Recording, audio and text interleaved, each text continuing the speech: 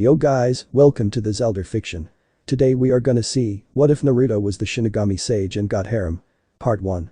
Huge shout out to Darkmagicdragon for this story. If you end up liking this video, please consider subscribe, so without further ado, let's get into the video. On a normal day in Karakura Town, a person is seen standing on top of a building looking over the city.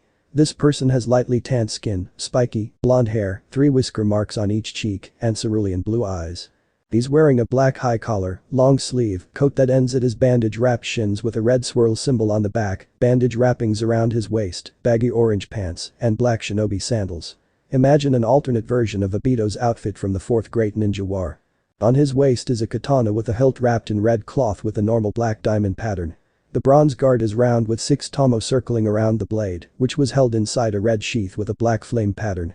This person is Naruto Uzumaki, the eternal Rikidou Sennin, holder of all 9 Bijuu, and hero of the 4th Great Ninja War. Ever since the war's end, Naruto had traveled the world for a millennia, meeting new people, discovering new places, and living a life in solitude. It's not that he wanted to leave his friends or loved ones, or even give up his dream, but what was the point of being the leader of a village if everyone you love ages and dies while you live on? So, he decided to travel the world after his loved ones passed on. Over time, he had slowly developed the ability to see and interact with the dearly departed. During his times with monks, Buddhists, and even other sages, he had also learned of the people who help guide these spirits to the other side, known as Shinigami. However, he had also learned about other beings known as Hollows, spirits who were human at one point before they became the masked beasts. He once recalled watching Shinigami fight off Hollows with swords that he learned were called Zanpakuto, the only weapon that could counteract a Hollow, or purify them, as Shinigami say.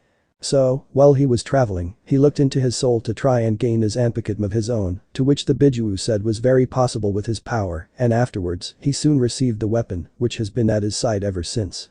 He also was able to sense and use what his Zanpakuto spirit called Ryatsu. Later on in life, Naruto had trained with his Zanpakuto and gained what it had called Shikai, and much later Bankai. Now, Naruto was here in Karakura Town, wanting to take a little break from his traveling for a while. He just arrived to town and had a plan made for himself. Since he looked to be a teenager, he would attend a high school to keep a low profile, and he would also buy an apartment to stay at until he was ready to move on again. Now, one might ask where he got his money. Since he never aged, he started writing and selling his godfather's books Uchiha Paradise a few years back, which became a big seller right away. He wrote down his experiences with women that he met over his lifetime, which was better than the smut that his godfather used to write. His stories were art. Though, he never put his real name on the cover, he went by his godfather's name, in remembrance of the old pervert. Now, back to the matter at hand. So, this is Karakura Town. Seems like a nice place. I wonder what I can do first before looking for an apartment. Naruto wondered aloud before his stomach grumbled. Well, that answers that question. Food first. Naruto soon began jumping from rooftop to rooftop, being careful not to be seen by anyone in windows or down below. He soon found just the thing he was looking for, a place that serves ramen. Before he went in, he landed in an alley and used a seal inside his sleeve to change his clothes into something more modern. A black shirt, orange hoodie, blue jeans, and white tennis shoes. He sealed away his Zanpakuto into another seal in his sleeve. When he walked in, he was greeted to the smell of delicious foods and walked to the bar. "What will it be, sir?" a woman asked kindly. 15 bowls of miso ramen please." Naruto answered cheerfully, making the woman balk at his answer. You know that's going to be expensive, right sir?" she asked, trying to regain her composure. "Oh, it's no trouble for me. I have more than enough to pay for all of them," Naruto stated. "Oh okay, that'll be ready right away then sir," the woman said before walking off to tell the cook. Later, the woman had returned with Naruto's order, and he soon ate all 15 bowls of ramen in a world record-breaking time, much to the surprise of the woman, and paid for them before thanking her for the meal and leaving.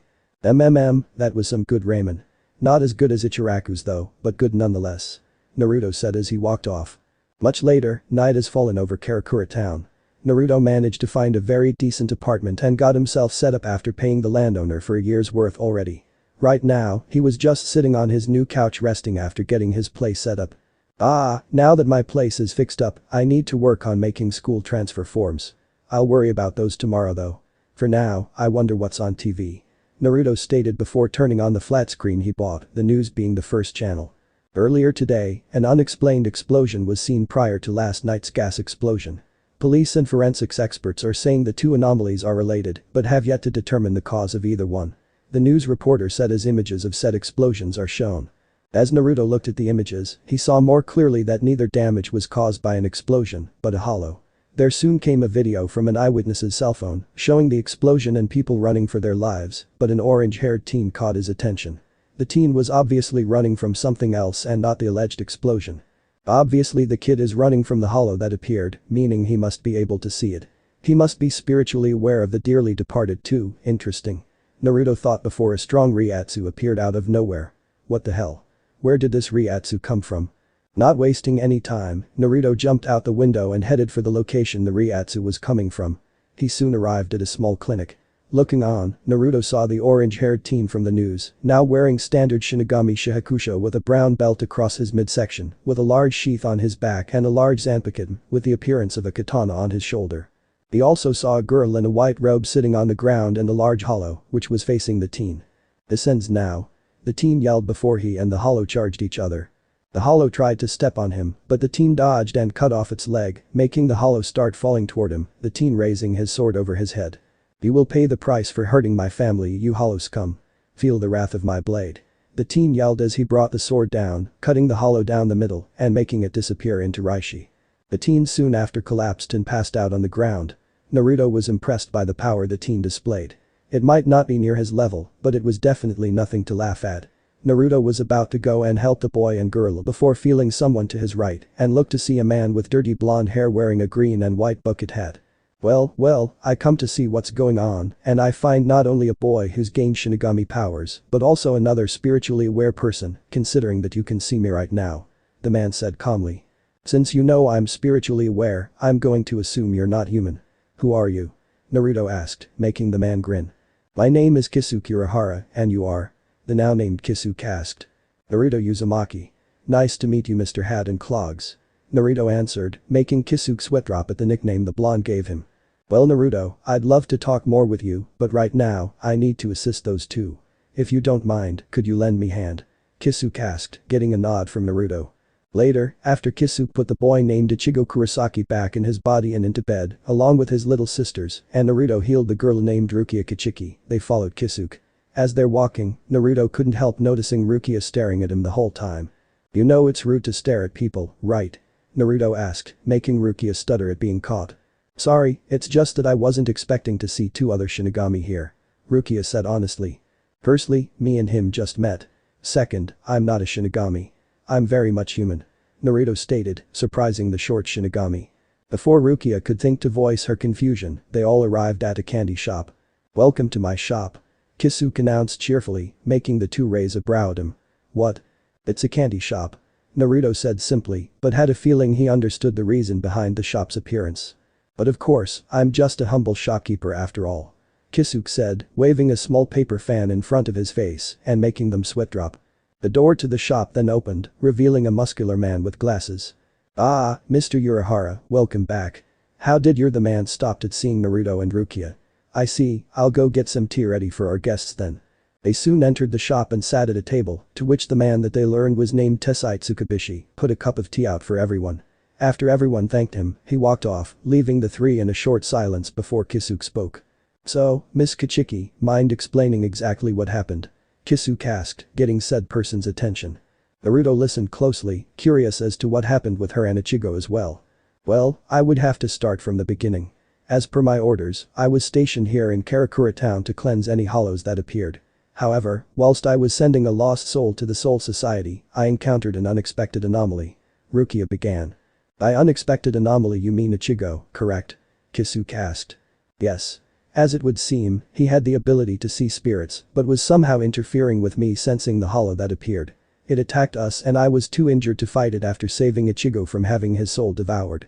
So, in order for us all to survive, I offered him my Shinigami powers," Rukia stated before looking down in sadness.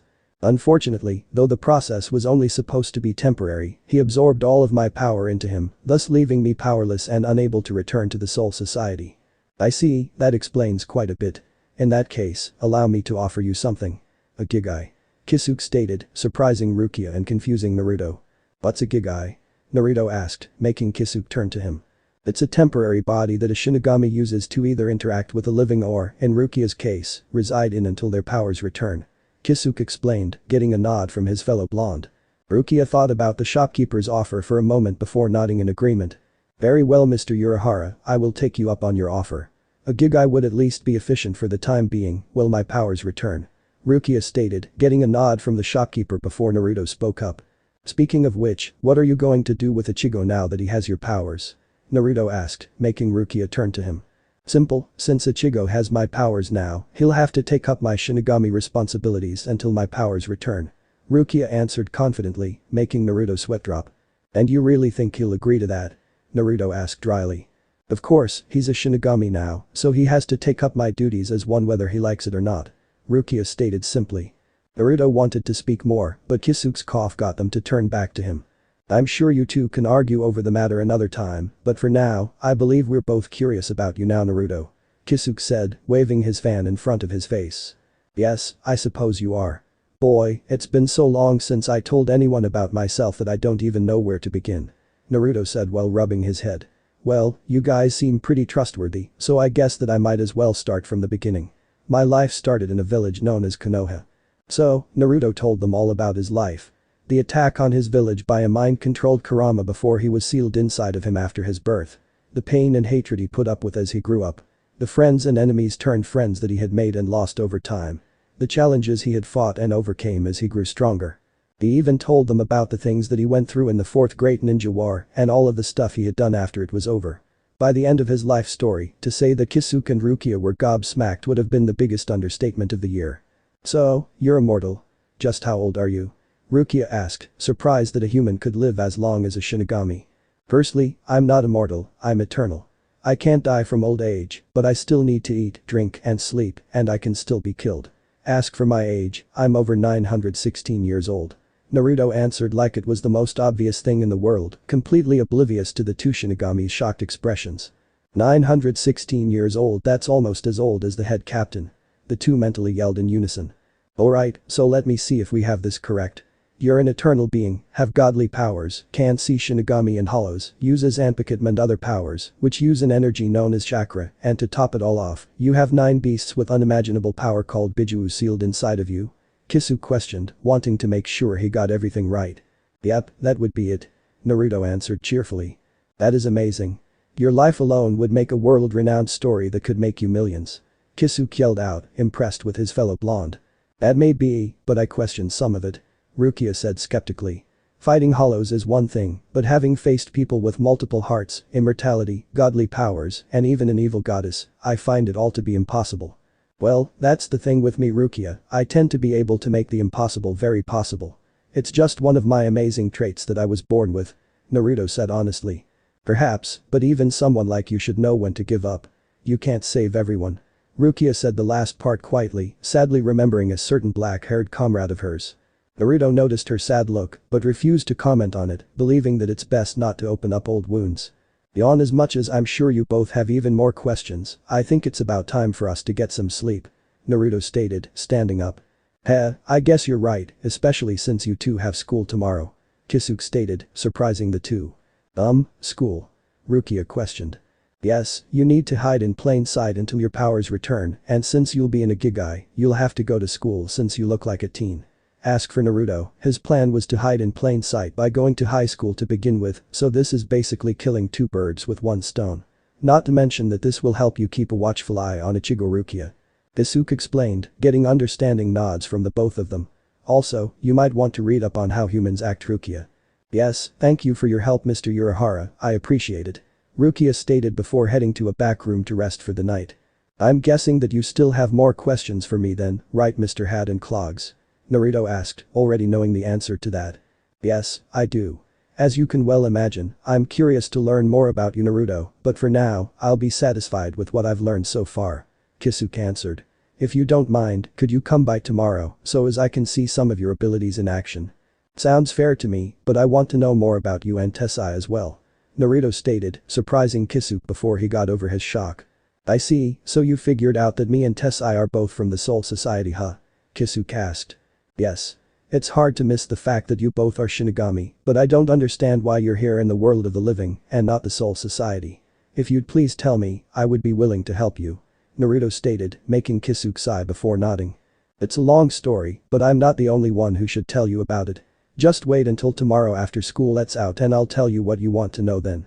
I need to make some calls to some friends before I can explain what you wish to know. Kisuke explained, Naruto nodding in agreement. Very well, I understand perfectly. In that case, see you tomorrow hat and clogs. Naruto said before disappearing in a swirl of leaves, leaving a grinning Kisuke. My, it seems things are going to get very interesting around here. First a teen that becomes a Shinigami and then a powerful sage appears. I wonder how Itachi will react when she meets him. Kisuke wondered before going to get Rukia her Gigai and make her and Naruto fake school papers, along with calling up Itachi and Shinji. The next day, Naruto woke up to the early morning sun and got up from his bed, yawning while stretching. He then created a shadow clone to make breakfast while he went to the bathroom to shower, brush his teeth, and etc. He soon walked out of the bathroom and walked into the kitchen and saw that his shadow clone had cooked eggs, bacon, and toast with a glass of orange juice, all placed on the table. Hey boss, a Pakage came for you, courtesy of Hat and Clogs. The shadow clone stated, pointing to a Pakage on the counter. It must be my school papers and uniform. Thanks, you can dispel now. Naruto stated, getting a nod from the clone before it dispersed.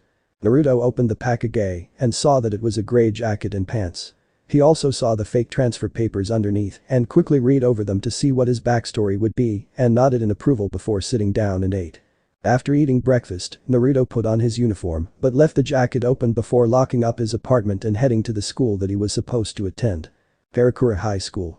Naruto soon arrived at the school and was currently making his way through the hall, looking for the class he was in. Though, he noticed that a lot of girls were eyeing him with hearts in their eyes and some guys didn't look too pleased about that.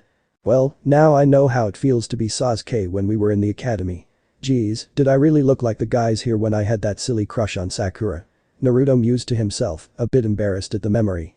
As he's walking, a noise soon grabs his attention. Ichigo. A brown-haired teen yelled, running top speed towards Naruto.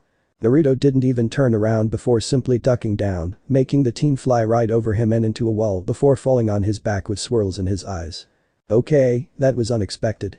Naruto thought with a sweat drop as he looked at the guy. Hey, you alright pal? The teen shook his head to get rid of the dizziness from the impact before getting a better look at the one he thought was Ichigo, but was really a blonde guy that he didn't recognize. He quickly jumped up and started apologizing. I'm sorry, I thought you were someone else.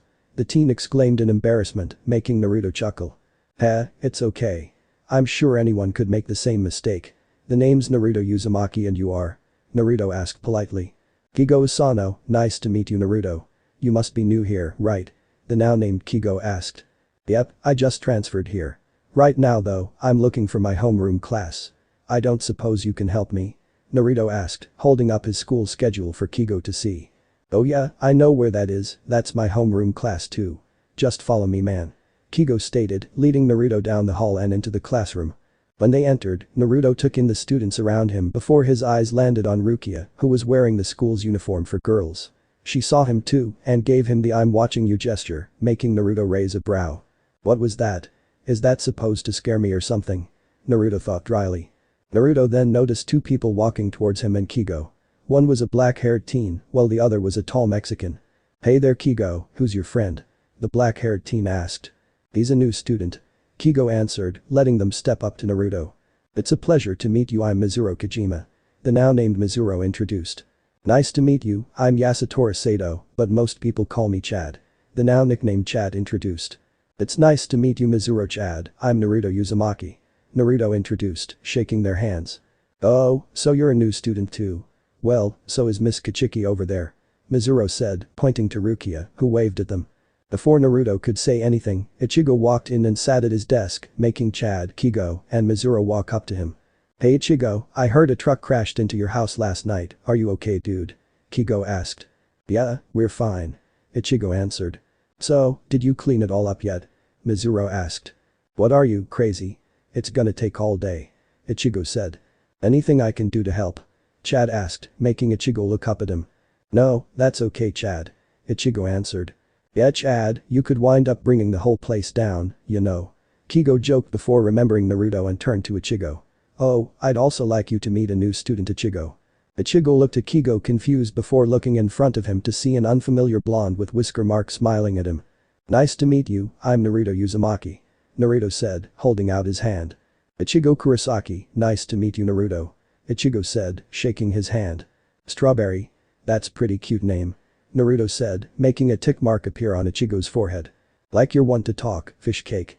Ichigo said back, making a tick mark appear on Naruto's forehead. They narrowed their eyes at each other before laughing, shocking everyone around them. Everyone thought Ichigo was about to get into a fight with a new guy, but to see them laughing together was not expected. Haha, you're alright Ichigo. Naruto said. Haha, yeah, you too. Ichigo said, not noticing Rukia walking up behind him. Hi there, you must be Ichigo. Rukia said kindly, making said person turn to her before a shocked expression appeared on his face. My name's Rukia Kichiki, nice to meet you. I'll be sitting next to you from now on. Rukia's another new student. Mizuru stated. Nice to meet ya. Kigo said. It's you. Ichigo exclaimed in surprise, confusing his friends, minus Naruto. The old cute and innocent girl act huh? I like it, especially considering she only learned it in one night. Naruto thought, trying not to laugh at Ichigo's reaction. You two know each other Ichigo? Chad asked. Of course not, we've only just met. Rukia stated before extending her hand out for only Ichigo to see, which had make a scene and you are dead. Written on it, freaking Ichigo out. Now Naruto was really having a hard time not laughing at Rukia's hidden threat, which was directed at Ichigo before said Carrot Top dragged Rukia out of the classroom. Afterwards, the class was being taught by their teacher, Miss Itachi. Since Naruto knew all of the stuff being taught already, he was relaxing whilst a gain jutsu was placed on him to make him look like he was listening. He then looked out the window and saw Ichigo in his Shinigami form and Rukia running off from the school, no doubt to deal with a hollow. I wonder if Ichigo will show Rukia that he's nothing like any Shinigami she's ever met.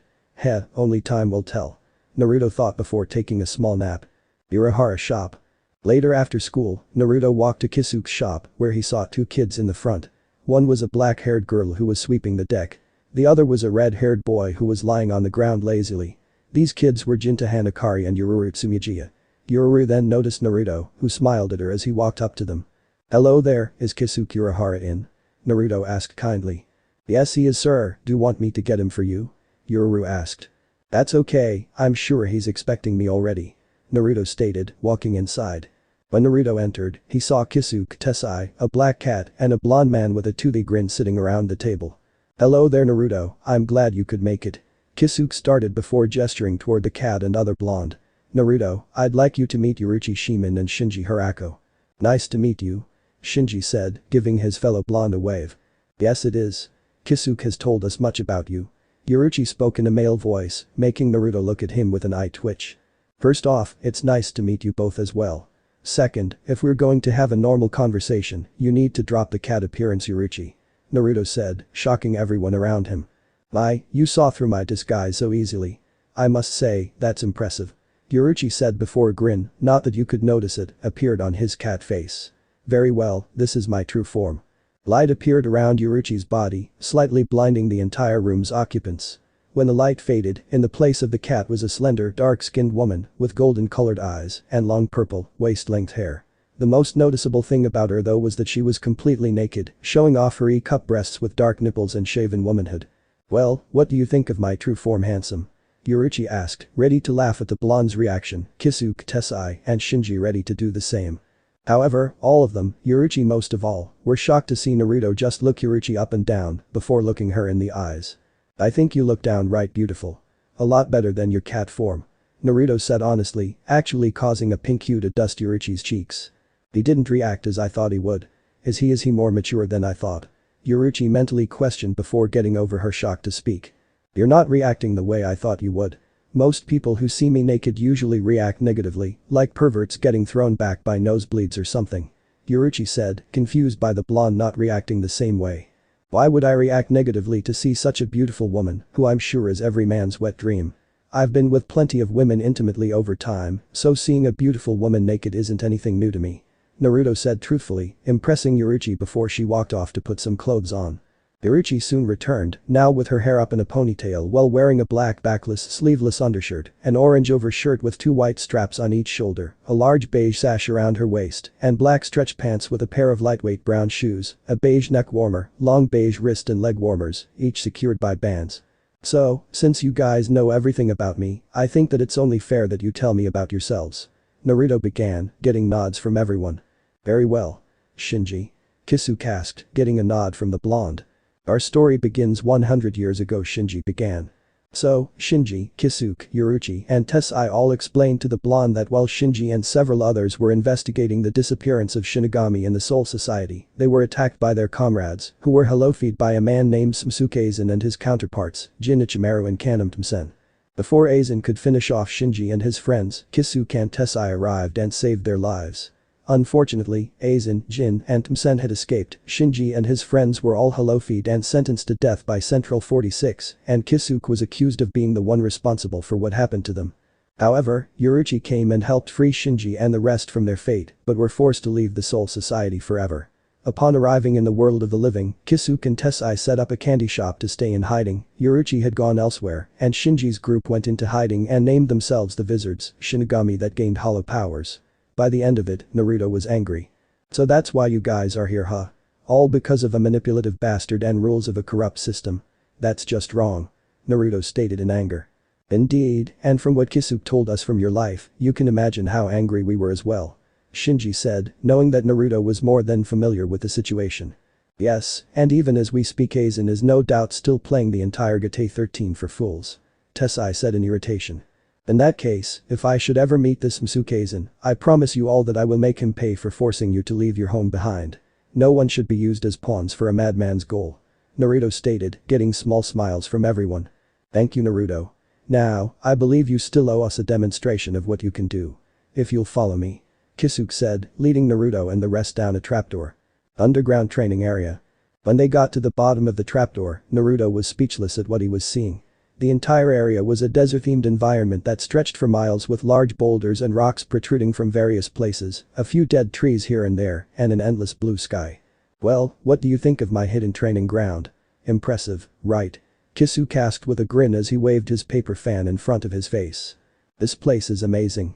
Talk about the perfect training environment. Naruto exclaimed before calming down and walking forward before facing the four. So, you want a demonstration of my powers, huh? Alright, which one of you wants to spar against me? Yuruchi grinned before stepping forward and getting into her fighting position. I'll be your opponent, Foxy. Show me what you've got. Yuruchi said, making Naruto grin back before using a seal in his jacket sleeve to change from his school uniform into his shinobi outfit and getting into his own fighting position. As you wish, kitten. Naruto said, making Yuruchi blush at the nickname. From the sidelines, Kisuke, Tessai, and Shinji watched in anticipation to see what would happen. Naruto and Yuruchi stared at each other, waiting for the other to make the first move. The first to move was Yuruchi, who shunpoed behind Naruto, aiming an axe kick for his head. Naruto saw this and dodged to the side, letting Yuruchi hit the spot where he was. Leaf whirlwind. Naruto yelled, spinning and sending a high kick toward Yuruchi's head, only for her to duck, but got kicked in the chest by his other foot, sending her flying into one of the boulders. Yuruchi quickly recovered before running at him. Just as she was about to punch, she shunpoed to Naruto's right, forcing him to block the punch. Yuruchi then followed up with a high kick that connected with Naruto's face. Before Yuruchi could even smirk though, Naruto dispersed into smoke, surprising the perplexed. Where did he go? Yuruchi questioned mentally, looking for Naruto in all directions before a shadow loomed over her, making her look up to see Naruto go through several hand signs. Fire style. Phoenix flower jutsu. Naruto yelled, shooting multiple fireballs from his mouth. Yuruchi quickly shunpoed out of the way, letting the fireballs impact the ground where she was before Naruto landed on the ground. Yuruchi then reappeared a few feet from him. Interesting, she fights like Guy and Lee. If so, her speed is her most prominent factor. I'd almost say she's as fast as me. Not bad. However, let's see you dodge what I have in store for you next. Naruto thought with a smirk. Naruto then went through several hand signs, to which Yuruchi noticed and filed in her memory. I see now. In order for him to use techniques like the one he just did, he needs to go through a series of hand signs. However, if I can keep him from using one of his hands, he won't be able to create any attacks. Sorry Foxy, but I've got your tricks figured out. Yuruchi thought, ready to dodge. Blind style. Vacuum bullets. Naruto yelled, expelling multiple spherical bullet-like wind blasts from his mouth. Yuruchi shunpoed out of the way, intending to appear from Naruto's side and attack. However, she was shocked to see Naruto appear in front of her face to face with his fist beat back. Yuruchi was forced to quickly block the punch from the blonde before delivering one of her own, only to have her fist caught by him. Naruto then grinned before quickly going through hand signs with his free hand, surprising Yuruchi. Secret style. 1,000 needles of death. Naruto yelled, making needles made of water appear around Yuruchi as he jumped back with them launching at her. Itachi quickly shunpoed into the air out of the way of the attack, but before she could react, Naruto appeared behind her. He grabbed her shoulders before he started spinning them towards the ground head first at a fast pace. Primary Latsu. Naruto yelled, slamming into the ground after releasing Itachi to take the attack. As Naruto landed, he turned back towards the spot where Itachi impacted. Said Perplet walked out of the impact zone with her shirt in tatters and a few scrapes, but okay nonetheless. Naruto smirked at seeing her. Had enough yet? Naruto asked, making Itachi smirk back. Not even close, but I see now that I can't hold back on you anymore. So this next attack will end it. Itachi said before extending her right arm out and started gathering an enormous amount of reishi, causing a white Ryatsu to surround her person. From the sidelines, Kisuke, Tessai, and Shinji were surprised that Itachi was using Shunken this early, but could understand. After all, it was painstakingly obvious that Naruto was holding back the whole time during their spar, so of course Itachi had to get serious now. The only question that remains, will Shunken even work against anything Naruto might have or not? Naruto was standing in place, wondering what the technique was that was about to come. Careful Naruto. Don't take that attack head on. Kurama mentally warned. Got it Kurama. Naruto nodded mentally. This is the highest form of Hakuda, a technique known as Shunken. It is an ultra-powerful technique in which one drives Kidman into one's arms and legs.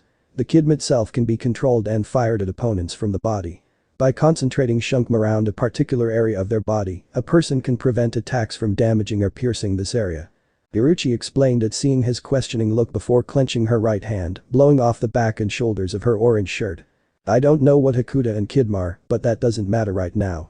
What does matter is that I need to stop the attack that's coming. Naruto said before biting into his thumbs and placing his hands on the ground. Summoning Jutsu. Triple Rashomon. In an instant, 3 giant and different colored gates with demonic faces came up out of the ground in a row between Naruto and Itachi, surprising all of the Shinigami present. What's with those gates? I've never seen anything like them before. Doesn't matter, my Shunken will blast right through them before they do whatever their purpose is. Itachi thought before running at the gates with her fist beeped back. As soon as Itachi's fist connected with the first gate, a giant blast is seen blowing through the first gate's doors and then out of the last one. However, the blast was weaker than what was supposed to have been, shocking Itachi to the core. The gates then lowered back down and disappeared, revealing a smiling Naruto on the other end of them, completely unharmed. What was that? Itachi asked, not believing that her most powerful attack was reduced to nothing. That was my triple Rashomon. It's a defensive ninjutsu that can render any attack weak. The first gate takes the attack head-on, the second reduces the attack's power, and the third disperses the pressure, causing all attacks that come in contact with it to lose their power before they can be effective. Naruto explained, impressing both Kisuke and Tessai. Amazing. That defense has a lot of potential to it. Kisuke stated. Indeed, especially if it can stop something as powerful as Shunken. Tessai agreed. Shinji said nothing as he continued to watch, interested to see how this would end. Back on the field with Naruto and Itachi, the Perplet was panting heavily after using her most powerful technique. Since she still didn't have full control over it, she couldn't recover very fast. However, the blonde before her wasn't even close to tired. In fact, he still wasn't going all out, and that's what surprised her. Itachi then started falling toward the ground before finding herself in Naruto's arms and passing out. I guess that's it for our spar. Naruto said, getting nods from the others. I guess so. I'm also sure that you're curious about what Kidman and Hakuda are too, correct? Kisuke asked, getting a nod from the blonde. So, Kisuke and Tessai explained to Naruto just what the techniques were from the Soul Society. Zanjutsu, Hakuda, Home, and Kidman. To Naruto, they sounded very similar to Kenjutsu, Taijutsu, and Ninjutsu. Though he was curious to see just how his jutsu stacked up to them, he knew that it was getting late outside and decided to wait for another time. After their long discussion, they started climbing back up the ladder. Everyone soon climbed back up to the shop, where Naruto then walked to a back room and placed Itachi in a bed before saying goodnight to everyone and leaving. As Naruto walking home though, he suddenly felt Ichigo's Ryatsu along with the hollows and decided to check it out. He quickly disappeared in a swirl of leaves.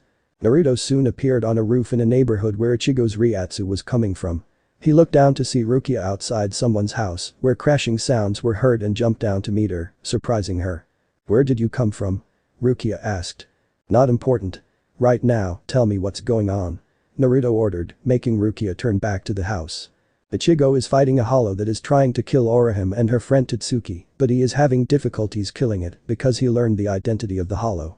It was once Orihime's brother Sora. Rukia answered, surprising Naruto, who remembered Orihime from school earlier in the day. He met her and her friend Tatsuki during lunchtime. They had walked up to him and asked if he wanted to have some lunch with them. Naruto politely accepted their offer and sat together under a nice shady tree. They had talked and gotten to know one another very well. Though, what shocked Tatsuki was that Naruto tried Orihim's ramen thing and actually liked it. At that time, Naruto had made 2 more friends that he would protect with his life. Now, both of them were in danger of being killed, and by Orihim's own brother no less. Naruto sighed before he listened to Rukia speak again. Perhaps you should jump in and help him. Ichigo can't focus on stopping the hollow and Rukia started but was interrupted by the blonde. No. Naruto said simply, shocking the short girl. What? Why not? Rukia asked, not understanding. Because I know what Ichigo is going through. I felt the same way when I learned a hollow's identity a long time ago. I understand that you believe I should help him because he can't focus. However, despite the fact that he and 2 other friends of mine are in danger, if I were to kill it, then Ichigo would never get over his feelings to fight hollows that show up. He needs to learn to hold back his emotions in battle and remember that hollows may have been people once before but are now suffering because of the state they've been reduced to, and the only way to free them from their pain is to cleanse them. Naruto explained, making Rukia look at him in awe at his wise words. Besides, I have faith that Ichigo can do it. He's not your average Shinigami, you know. Just as Naruto said that, Ichigo came crashing out of a wall and slid across the air, but before he could get his balance back, a red and brown tail came out of the hole and hit him into the street next to them. Ichigo! Rukia yelled, running to his downed form. Ichigo! Ichigo! Get up! Ichigo! While Rukia was busy trying to get Ichigo up, Naruto glanced through the hole and saw that a red and brown serpentine-like hollow with unkempt black hair was speaking to Orihim. Looking lower on her person, Naruto saw the one thing he would never want to see on one of his friends. A chain attached to her chest, indicating that she was dead. Damn, looks like Sora already killed her. Naruto thought, ready to take Ichigo's place now. Relax, Naruto. Orihim may be dead, but her chain of fate is still connected to her body. She can be revived, but only until Sora has been stopped. Matatabi reassured, calming the blonde down before he turned back to Ichigo and Rukia. Ichigo. Come on, get up. Rukia stated, shaking the strawberry awake. I'm trying. Ichigo groaned out as he held his aching head. This is not going to be easy. So where are you hurt? Rukia asked the Carrot Top. Like you care. Forget about it, I'm okay. Ichigo answered, ignoring the pain from the bleeding wound on his head. Good, because you have to deal with Sora. Naruto stated, making Ichigo turn to him in surprise. Naruto, what are you doing here? Wait, you can see me, Ichigo exclaimed in shock that his newest friend can see him. I'll explain later, but right now, you have to kill Sora. He may have been human once, Ichigo, maybe even your friend, but now he's a monster. A monster that only wishes to devour souls. Ichigo, the longer he's like that, the longer his pain. He is suffering, like most of those unfortunate enough to become hollows. I'm sorry to say this, but killing him is the only way to free him from his torment. Naruto stated, surprising Ichigo by this wise knowledge. He's right, Ichigo. That hollow may have been her brother once, but now it's nothing but a monster. You've got to stop it. It has no heart. So put aside all your feelings and destroy it.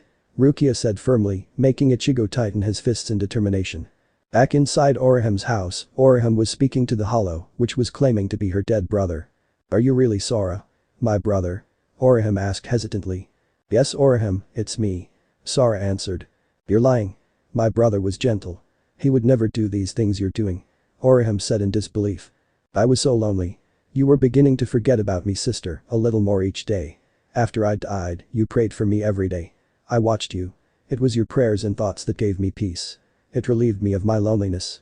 But after a year had gone by, things changed. You became friends with that girl. And then, I saw that you began to pray for me less and less. Then when you entered high school, you stopped praying for me completely. That's I was so lonely. Sora explained, shocking Orihim. Sora, you don't have to, Orihim tried to say, only for Sora to grab her shoulders. Just listen to me, Orihim. If you still have even a shred of love for me, you will not betray me again. Do exactly as I say. I will deal with him, it won't take long. I shall devour this Shinigami and put an end to this. Sora stated as he headed for the hole he made. No. Don't. This doesn't have anything to do with Ichigo. Leave him alone. It's not right for you to hurt him just because Orihim tried to yell, making Sora turn back to her in anger. Shut up, Orihim. Don't tell me what's right when it's your fault I've become this monster. Sora yelled, grabbing Orihim in his hands. I should kill you first for the way you abandoned me. For choosing this girl and Ichigo over honoring my memory. I'll kill you. The grip on Orihim's body soon started getting tighter, constricting her breathing. However, Ichigo appeared through the hole. "No, you won't, you freak," Ichigo yelled, stabbing the hollow in his tail. Sora howled in pain, releasing Orihime. Ichigo continued stabbing Sora's tail before jumping to the side to avoid a strike from him. Sora then turned back to Orihime to try and grab her, only for Ichigo to appear in between them and cut off his hand, making the Sora howl in more pain. "Let me tell you something, Captain Overbite. Do you know why big brothers are born first? There's a reason." Ichigo started with his back to Sora as he keeled down next to a coughing Orihime before getting to his feet and turning to the hollow with a serious expression. "They're born first so that they can look out for their little brothers and sisters and protect them." Naruto and Rukia then came into the room. Ichigo Rukia started, only for Naruto to silence her with a hand. "Let him speak," Naruto said, wanting to know what Ichigo had to say before he saw Tatsuki knocked out on the ground nearby. "I can sense that Tatsuki is still alive. Thank goodness for that. I'll heal her later after this situation is dealt with. And here you threaten to kill your own sister. Even a dead man doesn't ever have the right to say that," Ichigo stated, raising his sword toward the hollow. "Shut up. You don't know what you're talking about. Orihime is mine. I was 15 when she was born and I raised her when our parents abandoned us. To me, she has been more like a daughter than a sister," Sora said before turning to his sister. "Orihime, come with me now. Back to when it was just you and me happy together. If you come, then I promise I will spare these other souls." Orihime got off the ground but was held back by Naruto grabbing her shoulder. "Wait, it's a trap," Naruto stated, keeping his eye on Sora. "Naruto is right. You can't believe him because he doesn't have the feelings of a brother anymore," Rukia said, trying to save Orihime from certain death. "Are you sure?" Orihime asked. Sora then noticed Orihime's hairpin. "That hairpin," Sora said, remembering when he was alive and Orihime when she was growing up. Flashback begin. The 5-year-old Orihime is seen running with a happy smile on her face and laughing. Sora is then seen holding her shoulders with a smile on his face. The image changes to a 10-year-old Orihime running with a happy smile on her face this time. Sora and Orihime are seen together, this time standing in front of her school with happy smiles. The image then changes again to a 15-year-old Orihime running with a happy smile. Sora and Orihime then are seen hugging, happy smiles on their faces. "I love you, big brother," Orihime said happily. Flashback end. "Brother.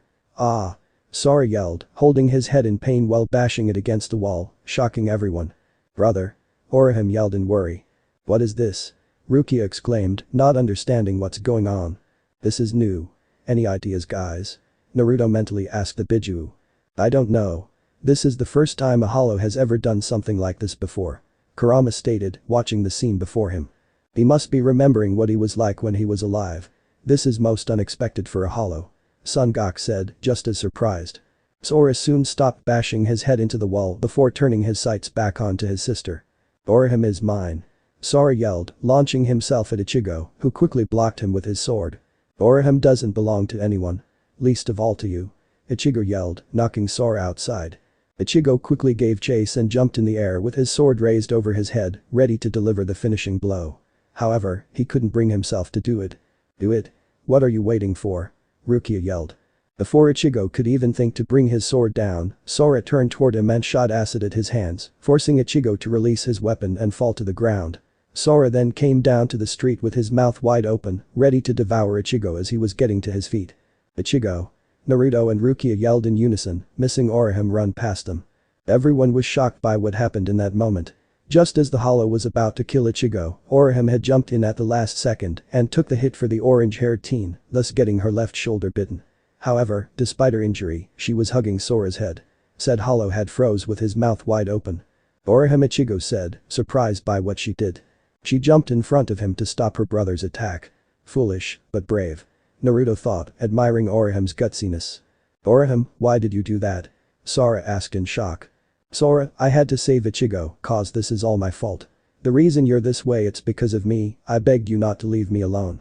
That's why you weren't able to find peace and it's all my fault," Orihime said, tears running down her cheeks. "Orihime," Sora said, surprised that she blamed herself for his condition. "Since you died, I've always had the sense that you were watching over me because I'd ask you to. Even yesterday, when that car was about to hit me, you protected me, didn't you? I have this mark because you pulled my leg to get me out of the way in time. That was you, wasn't it?" Orihime said, Naruto, Rukia and Ichigo listening intently. "That explains it," Rukia said in realization, remembering the bruise on Orihime's leg from yesterday. Then one day I realized that if I kept depending on you to stay by my side, you'd never be able to rest in peace, but if I showed you that my life was really happy and that you didn't need to worry about me anymore, you could pass on. I never dreamed it would make you sad and lonely. I would never wanted to do that to you, brother. Orihime cried before falling to the ground. Orihime. Sora said in worry, to which his mask began appearing and disappearing, making him yell out in pain. Eyes, what the hell's happening to him? Ichigo questioned Naruto and Rukia. The part that's still human is fighting the hollow for control. Evidently this one didn't become a hollow by choice. He must have been taken over. Rukia answered, surprising Ichigo, while Naruto listened to her explanation closely. Taken over? This is the first time I've heard of that before. Naruto thought, never facing a hollow that was in Sora's current position. Taken over? By who? Ichigo asked, watching as Sora fought for control. A soul that is devoured by a strong hollow can be manipulated by that strong hollow, and that hollow desires your Ryoku. So it took over this poor soul, planning to use it to attack you. It hoped that since you knew this soul in life, you would hesitate to fight him, which in fact you did. Rukia explained, making Naruto tighten his hands ever so slightly into fists, remembering having to deal with the same kind of problem from Kabuto in his younger days when he used his reanimation jutsu in the 4th Great Ninja War. Yeah, and right now he's fighting that hollow for Orihime's sake. Naruto stated before looking at the struggling Sora. Come on Sora, you can do it. Soon enough, the mask covering Sora's face shattered, revealing Sora's real face. Orihime watched this in awe before falling back to the ground and blacking out, worrying Sora. No. Sora yelled. Orihime. Ichigo yelled, running to her before Rukia stopped him. It's alright. Fortunately the chain of fate is still connected to her chest. As long as it's attached to her she will not die. I need to treat her, stay back. The power of my kid should be able to save her. Rukia said as she placed her hand on Orihime's chest, to which it began glowing. Sora then took notice of Orihime's hairpin. Ichigo and Naruto noticed this too. Though Naruto had made a clone to go and heal Totsuki while he watched on. That hairpin she's wearing was a present from you, wasn't it Sora? She told me that once. That's why she wears it every single day. Ichigo stated. At this knowledge, Sora moved towards Ichigo's Zanpakuto and picked it up, confusing Ichigo. What are you doing? Ichigo asked.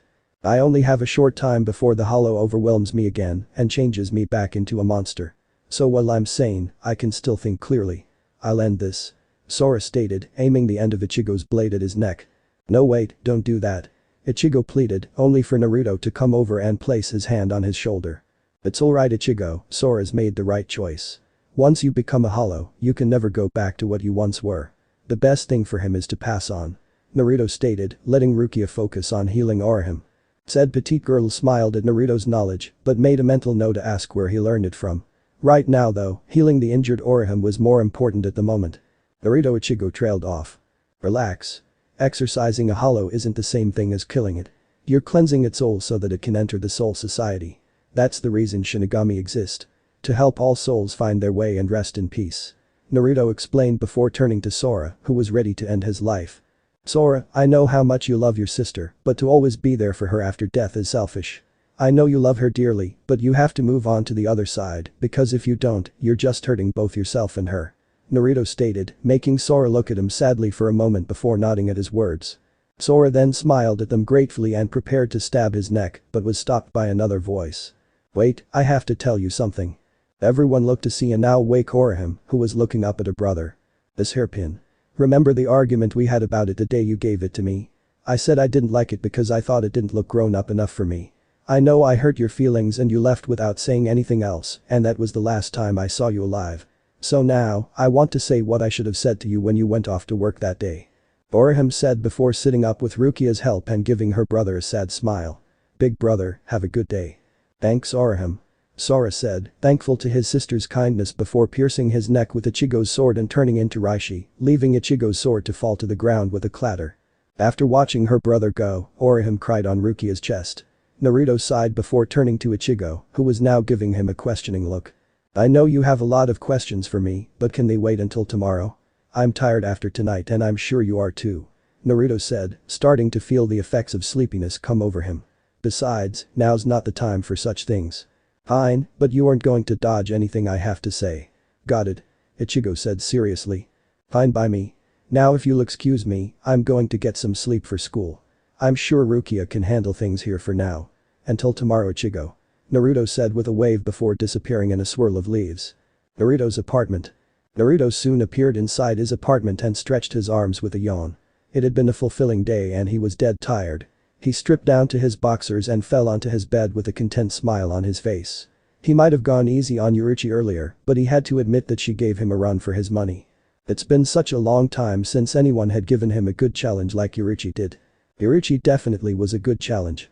However, I'm going to have to ask her about that last attack she used. Shunkum, if I remember right, was her most powerful attack. If I had actually taken it head-on, I would have been severely injured. Though, it seems she still needs some practice with it. Maybe I can help her with it sometime. Naruto said before yawning. I'll talk to her about when I can. For now, I better get some sleep. I've got the feeling that tomorrow's gonna be a long day.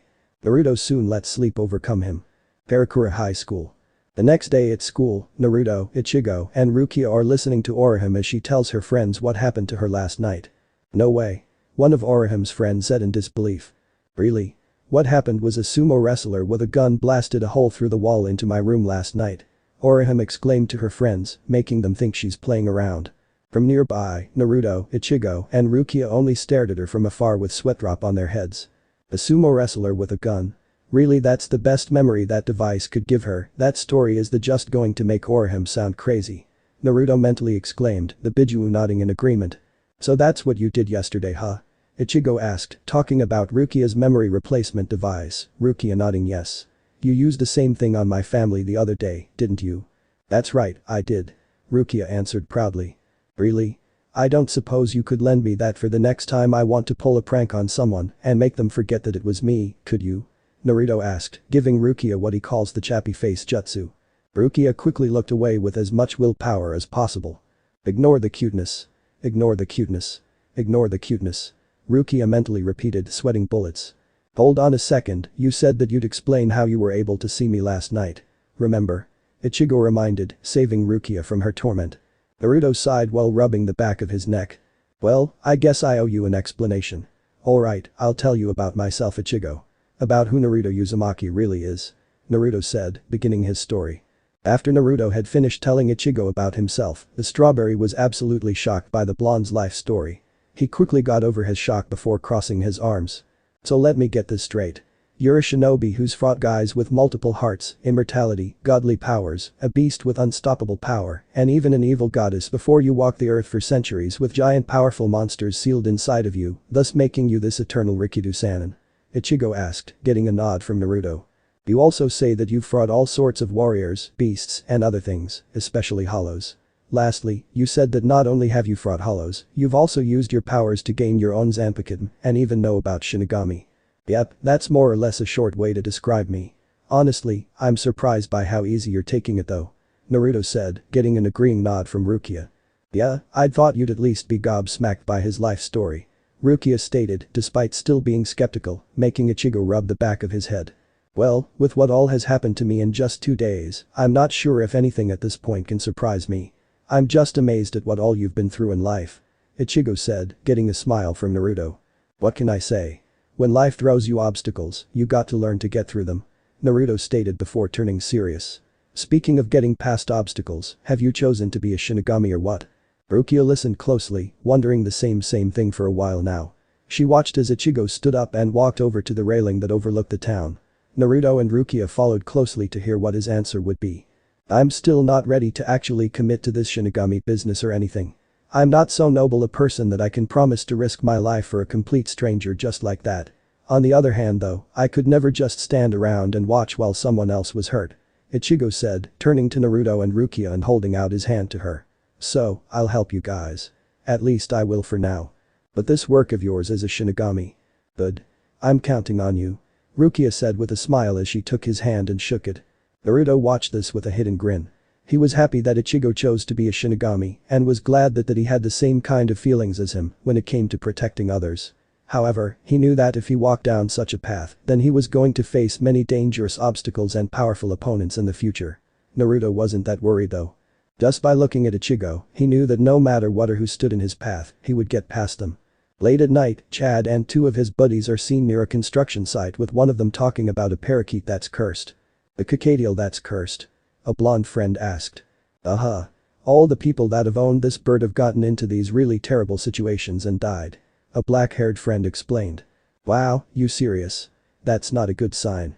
The blonde friend stated. Hey Shigeo, you wanna take him? The black-haired friend asked. So please, tell me. Just how stupid do I look to you? Here's an idea, why don't you set him free or dump him someplace? The now-named Shigeo suggested. Now that would be too cruel. Well, how about you Chad, what do you say? Isn't he cute? The black-haired friend asked, holding the cage parakeet to be at eye level with Chad. Hey, knock it off. You know Chad has a weakness for cute things. The Shigeo said.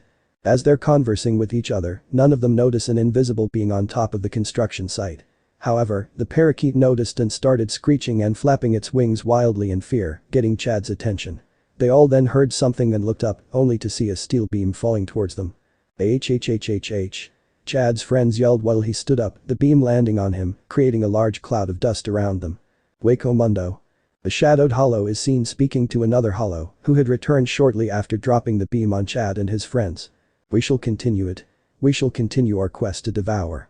In order to fill the emptiness of our existence, we must continue our never-ending quest to hunt them down. And above all, it is the spirit of a Shinigami that is most delicious. Once you have tasted it, you will never forget it. You will crave it always. The hollow stated, watching as the other hollow vanished before speaking again. However, there's only one soul I want to devour more than anything, and that's the soul of the one who humiliated me so many years ago. Your soul will be mine, boy, I swear it. World of the living. As the dust clears, Chad is revealed to have stopped the metal beam with his back. Said object bent with the gentle giant standing as if he didn't even feel it. CHCH Chad. The black-haired friend questioned, lifting his head off the ground. Yeah, are you alright buddy? Shigeo asked, surprised out of his mind. Yeah, I think I'm okay. Chad answered calmly, blood sliding down his face from a wound on his head. Why you're okay? Then how come you're bleeding bro? Shigeo asked, surprised that Chad wasn't the least bit hurt. Before Chad could speak, he was stopped by a voice that got their attention fast. Thank you so much for saving me. The parakeet said with a child's voice, shocking Chad's friends while the gentle giant looked at him. Hello there. My name is Itachi Shibata. So what's your name mister? What? Did you hear that? That bird is talking just like a real person. Shigeo said, surprised at this new knowledge before them. Yeah, I heard it. It is cursed. The black-haired friend stated in fear. I'd really like to know your name mister. Itachi said, while Chad lifted himself up a bit. Yasutora Sato, but most people call me Chad. I'm 15 years old. Chad introduced. Check it out, Chad's interested in the bird. Shigeo stated, watching the teen and bird interact. Karakura High School. It's been a few days since the whole Sora incident and Naruto, Ichigo, and Rukia are seen standing on the school roof while lunch was going on. Naruto was eating his lunch and was currently drinking from a juice box, while Rukia and Ichigo talked. Geez, there's not even a trace of that burn left. It's nearly healed in just one day. Ichigo said as he inspected his head where Sora had injured him. Don't be so surprised. I got the best grades in my kidden class, and I had a talent for it. Healing your wound was easy. Rukia stated, drawing Naruto and Ichigo's attention. You got graded? So what then? There's a school for Shinigami? Ichigo asked. Not surprising. I had to go to an academy before I could call myself a shinobi. After all, they wouldn't let people go into the field to fight without training them. Right Rukia? Naruto asked, getting a nod from her. Yes. You could call them the same thing. The only difference is that we learn to fight and defend ourselves in combat against enemies. Rukia stated, making Naruto and Ichigo glance at each other before looking at her. So basically, it's like regular high school. They stated in unison, making Rukia sweat drop. I guess you could say that. Anyway, tell me, how do I drink from this thing? Rukia asked, holding up the juice box in her hand. You gotta poke a hole in it. You just use the sharp end of your straw. Naruto answered, almost not believing her. What straw? Rukia asked, not seeing said item. So, you're together again. You three seem pretty chummy. A voice spoke, drawing Naruto's and Ichigo's attention to see that it was Mizuru with his lunch. Mizuru shut up. Come on, does it really look to you that any of us are chummy? Ichigo questioned. Maybe. Mizuru said before walking over. Well, to be perfectly honest, you three do seem pretty close, but people are gonna talk. And if they talk enough, people are gonna think that you're a gang or something. Whatever. If I really cared about what people think, then I would have dyed my hair black a long time ago. Ichigo stated, putting his straw into his juice box. Yep, same with me. Not a lot of guys liked my whisker marks, thinking that they were tattoos, when actually they're birthmarks. The same can be said for my hair. But I didn't care, because they're what make me who I am. If others have a problem with it, they'll just have to deal with it. Naruto stated before going back to eating his boxed lunch, Ichigo nodding at the fact. Yeah, that's true. Some people should just accept what others are like. Mizuru said in understanding. So this is the straw. Rukia said, getting Mizuro's attention, who saw her examining the straw and box. Short, but now I have to know where do I poke it. Hi there, how you doing? Mizuru said, getting Rukia's attention. Why hello there. You're Mizuru? Rukia asked in her cute girl style. That's me. I guess we haven't been properly introduced. I'm Mizuru Kojima. I really like Mizuru began, only for Ichigo to interrupt him. Picking up chicks. Ichigo stated, surprising Mizuru at his comment, while Naruto chuckled in the background. Bah Ichigo, that's not cool. Mizuru said, trying to defend himself. Watch it. He may look like a dork, but he's a real player. Seriously? Ichigo said to Rukia, making Naruto raise a brow at the black-haired boy. He's a player? I find that hard to believe. Naruto mentally stated. Then again, I'm a pretty good player myself and I don't look like much, so I shouldn't talk. Cut it out. You'll permanently damage my reputation. Besides Ichigo, you know older women are really more my style. Mizuru said. Like I said Rukia, watch this one. Ichigo stated, both him and Mizuru turning to Rukia, who wasn't paying any attention to them. At this, Naruto turned to Rukia, who was struggling to put her straw into her juice box. He then got Ichigo's meaning, thus trying desperately not laugh out loud at the fact that Rukia is much older than she looks. He could only imagine Mizuru's reaction if he knew that. Just forget it. Ichigo said, ignoring Rukia's struggle. Before any of them could speak, a new voice appeared out of nowhere, revealing that it was Kigo with his lunch. What's this? The two new transfer students Naruto Uzumaki and Rukia Kichiki are here with you guys. How did that happen? Kigo exclaimed in surprise. I was just sitting up here by my lonesome until Ichigo and Rukia showed up together. Ichigo said that he wanted to spend some alone time with her. Naruto answered, surprising Ichigo, while Rukia still paid them no mind, paying more attention to her juice box. I did not. Ichigo yelled, shocked that his friend threw him under the bus like that. Ichigo did haha, what a guy. Good job. Kigo yelled, patting Ichigo on the shoulder and giving him a thumbs up with tears streaming down his face. I didn't say that damn it. Ichigo yelled, turning red in embarrassment. Kigo then walked over and stood in front of Rukia, getting her to look away from her juice box and turned to him. Greetings, I'm Kigo Asano. Welcome lovely lady to this garden of manliness. Kigo exclaimed with a salute. Hello. Rukia said, a sweat drop on the back of her head, making Kigo run back and forth childishly with his arms flailing. Lunch party. Right here. Right now. Kigo yelled. Some party. Noodles and juice Mizuru exclaimed. Shut up. It's the feeling that counts. So Rukia, if you find yourself needing anything, just call on me. I'm here for you. Kigo stated, completely forgetting about Naruto. Great, open this. Rukia said, handing Kigo her straw and juice box. No problem. Your wish is my command. Kigo said before bumping into Chad, who was standing right behind him. Hey Chad. Ichigo greeted. What's up big guy? Naruto greeted cheerfully, to which Chad waved at them, getting everyone to notice his bandaged hand and face. Hey Chad, what's with the bandages? Whoa, you got hurt. How? What happened to you? Kigo asked. I had a mishap. A steel beam fell on my head. Chad answered. A steel beam fell on him, and yet he says it like it was nothing. Geez, just what the hell is his body made of? Isobu's shell. Naruto thought with a sweat drop. Yeah right. Nothing in the world is as strong as my shell. I'm a living fortress. Isobu exclaimed, flabbergasted that Naruto would compare a human to his shell. My hand got hurt when a motorcycle ran into me. The rider that hit me got banged up pretty bad. The force of the collision threw him off and he was knocked out. So I picked the guy up and carried him to the hospital. Chad explained. That explains why you were late today.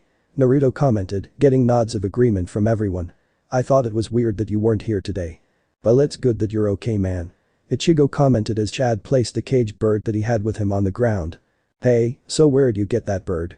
Kigo asked. My name's Akechi Shibata, it's nice to meet you. What's your name? Akechi greeted.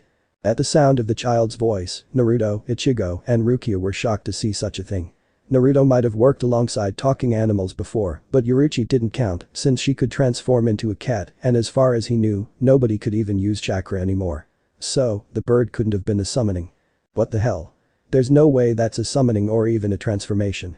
No, that's a normal bird, but there's a soul trapped inside of it. It's a Jinchuriki, but in reverse.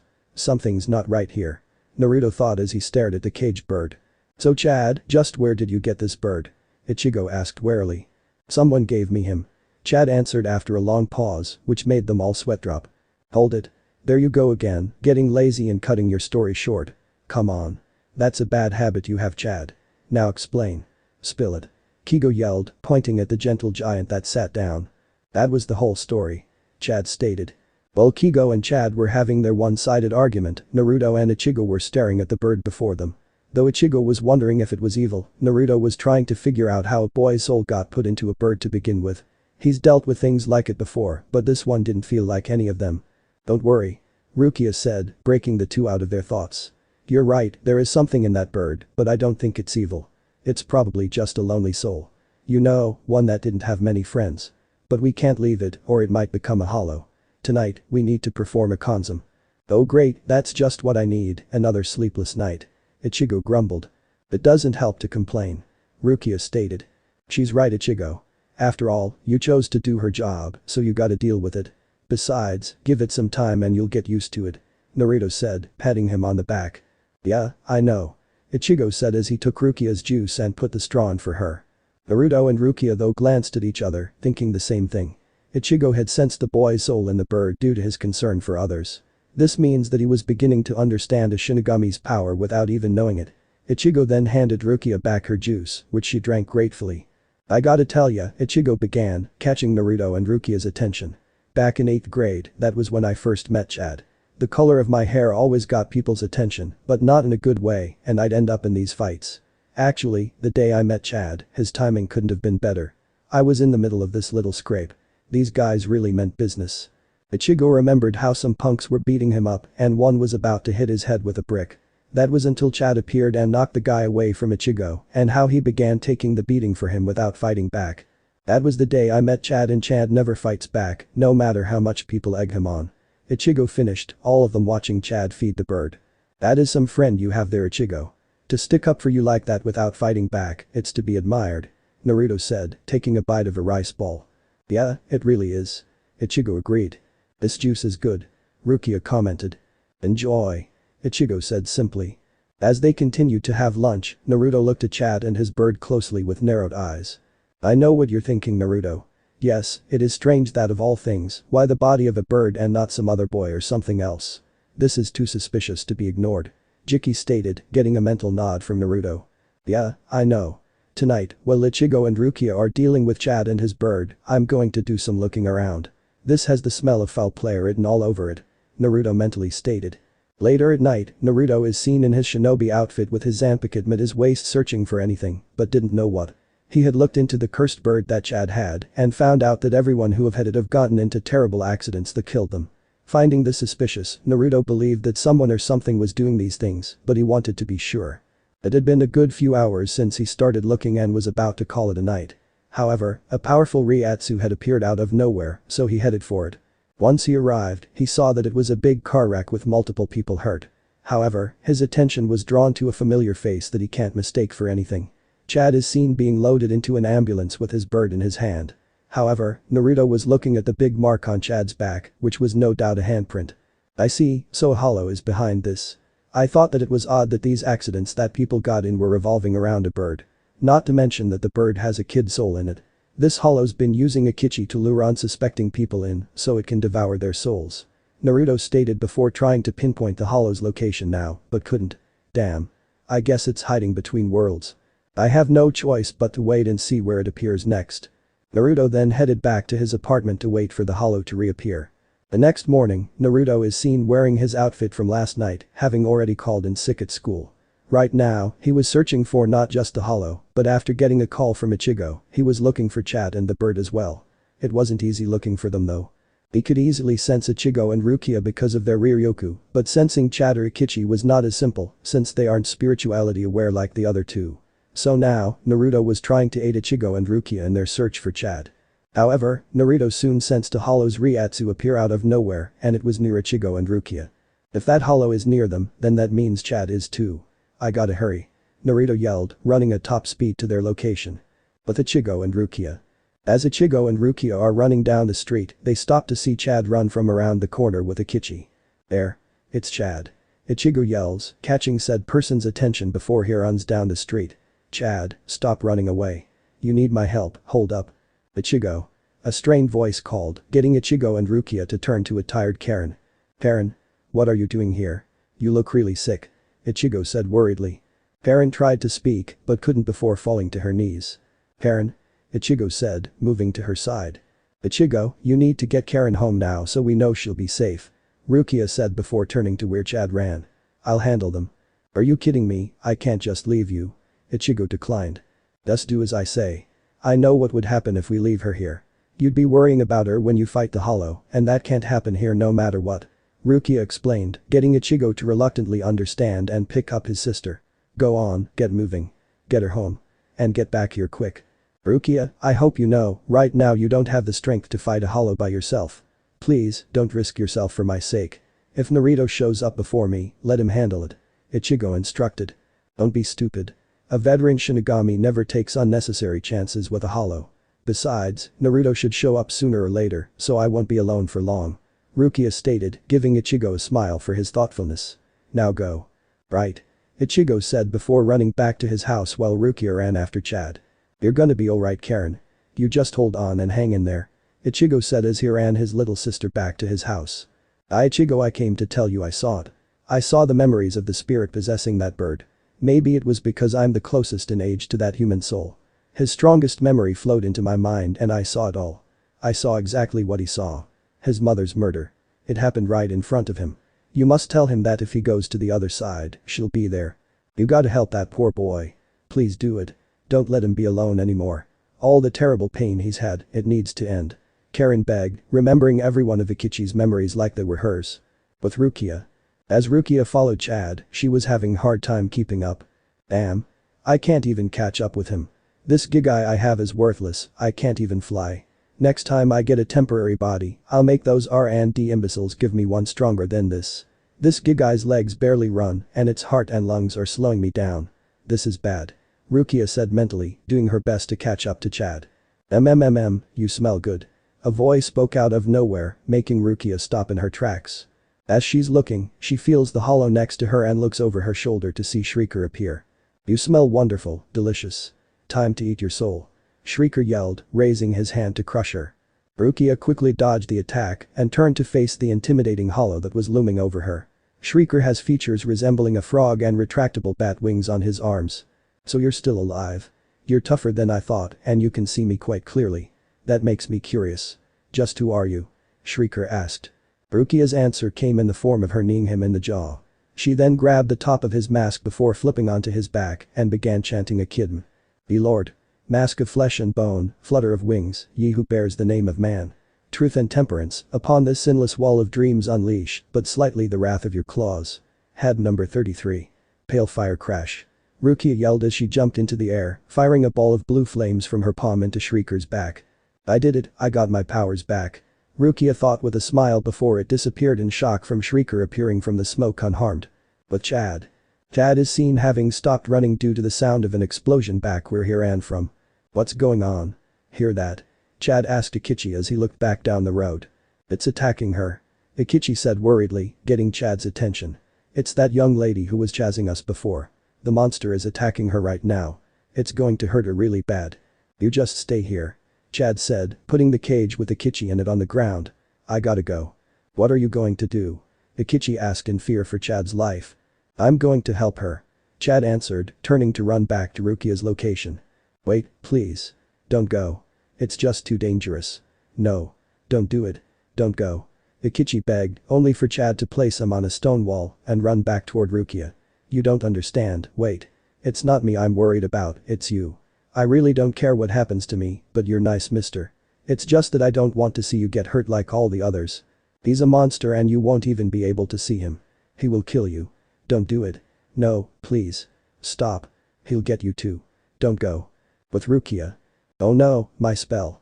It didn't even hurt him. Rukia thought in worry. I see, so that's what you are.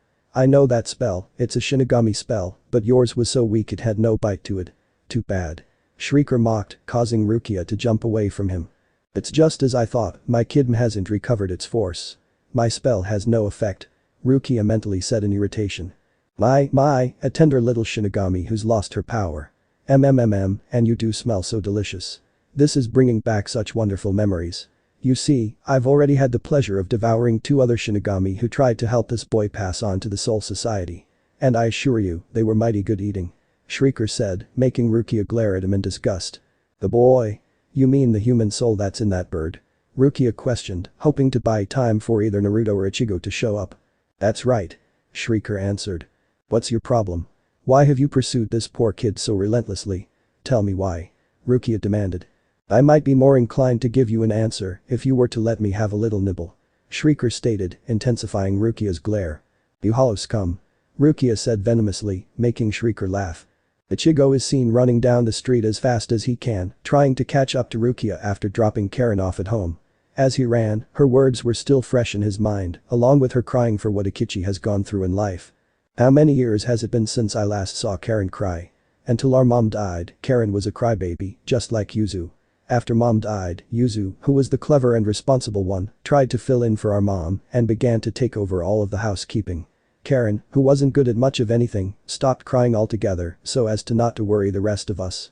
Even when she got in trouble, the time she broke her leg, she never cried. So if she's crying, she must truly be in pain. Ichigo thought as he ran, remembering her words clearly. You gotta help that poor boy. Please do it. Karen's words rang out in his mind. Just leave this to me, Karen. Ichigo mentally stated. With Rukia. We find Rukia being slammed into a wall by the hollow Shrieker, who was holding her neck tightly. You're weak. Your spell has no bite. If you're really a Shinigami, why don't you lose the meat suit and fight me for real? Shrieker yelled with a glare. Either way, you die. Before Shrieker even knew what hit him, a powerful punch came out of nowhere by Chad, forcing the hollow to release Rukia. Hey, I hit something. Alright. Chad said in what could only be satisfaction. He actually landed a punch on a hollow. How? Can he see spirits? Rukia mentally questioned in surprise before sweat dropping at watching Chad punching the air. I'm guessing no. Shrieker soon got back up from the ground, rubbing where a busted lip would be on his mask. It was just a lucky punch. He scared me for a second, I thought he could see me. Shrieker said before looking up, only to be punched by Chad right in the nose, sending him to the ground again. Alright, I got him again. Chad said, cheerfulness in his voice with an again surprised Rukia standing behind him. I can't believe what I'm seeing. He's knocked that hollow down twice now. I know there's no way he can see it or even hear it. Rukia mentally stated, observing Chad closely. A sheer force of will. This human is calmly facing down an enemy whose power he cannot even imagine. It's as if he has no sense of fear at all. Damn you. Shrieker yelled in anger before jumping into the air with his wings open for him to fly, shocking Rukia. Hahaha. Let's see you try and punch me now, you clueless human toad. You'll never even see me coming. Hey. Don't just stand there, get moving. He's in the air right above you. Rukia yelled, trying to get Chad to leave. Hey there, new girl, are you telling that you can see ghosts? Chad asked in curiosity, ignoring her warning. There's no time to explain that now. Just get away before he strikes. Rukia ordered. Where exactly? Chad asked. Why? Rukia asked in confusion, watching Chad walk toward a telephone pole. When he charges, you just tell me where he is. Chad answered, standing next to the pole. Even if I did tell you, what would you do about it? Rukia asked, only to watch as Chad grabbed the phone pole. When you got flies, you use a fly swatter. Chad said simply, pulling on the pole with all his might. Overhead, Shrieker is seen plotting his next move to attack Chad. So many ways I can attack him. Shall I swoop in low like a falcon or dive bomb straight down onto his head and tear his Shrieker questioned, watching as Chad tore the telephone pole from its foundation, shocking both Rukia and the hollow. What the hell? Just help me get a beat on him. Chad said as he lifted the pole effortlessly, breaking Rukia out of her shock. He's dead ahead. Bring it down on him now. Rukia instructed. Chad did as ordered and hit Shrieker with the pole in his hands, slamming him into the ground hard. When the dust cleared, Shrieker was on the ground in obvious pain. Chad threw away the remains of the pole before he and Rukia ran over to the downed hollow. You're through now, hollow. 2 others are on their way to finish you off for good. Rukia stated, to which Shrieker began to laugh. What's so funny? Lazy Shinigami or whoever, it's no wonder you're always getting beaten and humiliated every time you battle us. Shrieker said. Before either Rukia or Chad could react, several frog-like creatures jumped from out of nowhere around them and pined them to the ground, with Shrieker getting to his feet. Ha! Looks like the shoe's on the other foot now. You Shinigami take us too lightly. That's the reason you keep ending up like this, face down and helpless. Haha. Shrieker gloated. But which of you meat socks to eat first? I think I'll leave the tasty Shinigami for last. Huh? While Shrieker was rambling on about who to eat, he noticed Chad moving. Said person yelled before throwing the creatures off of him, shocking both Shrieker and Rukia. What's going on? You're the craziest human I've ever seen. You can't even see me and yet you think you can defeat me with sheer muscle power.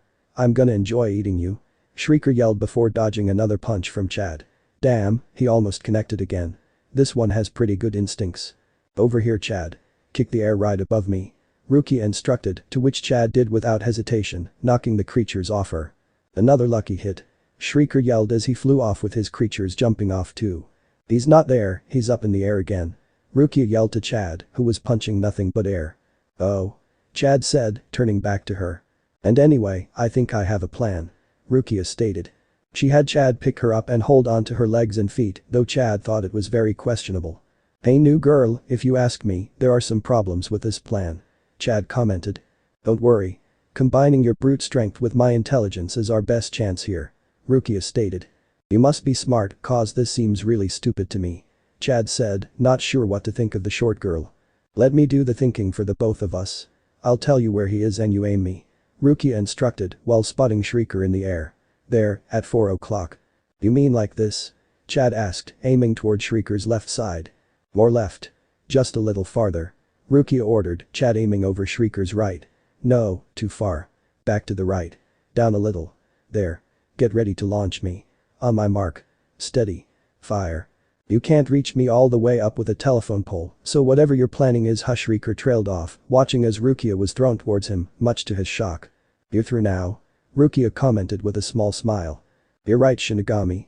I was a fool to think I could defeat you. I surrender. Shrieker screamed in fake fear being smirking. Kidding. Just then, another frog creature appeared from the collar of fur around Shrieker's neck, surprising Rukia before it spit multiple leeches from its body. Soap bubble style. Bubble dome jutsu. A voice yelled. Before the leeches could latch on to Rukia, a large bubble appeared out of nowhere around her, with the leeches sticking to the sides of it. Rukia looked behind her to see Naruto standing there with his palm outstretched, a grin plastered on his face as he stared up at a surprised Shrieker. Looks like I got here just in time. Naruto stated confidently. Naruto, Rukia said, surprised yet thankful to see him. Naruto? Chad questioned, surprised that the other new guy and friend of his was here. What's this? Another person here to interfere in my fun? You people are just popping up like flies at this point. Shrieker stated, watching as Naruto turned to Rukia. Sorry I'm late, I had to choose between going where I sensed Ichigo was or where you were running. Luckily I sensed this guy show up, so that made my decision for me. Naruto said before turning back to Shrieker. Ask for you, I'm your opponent now ugly. You've got some nerve punk.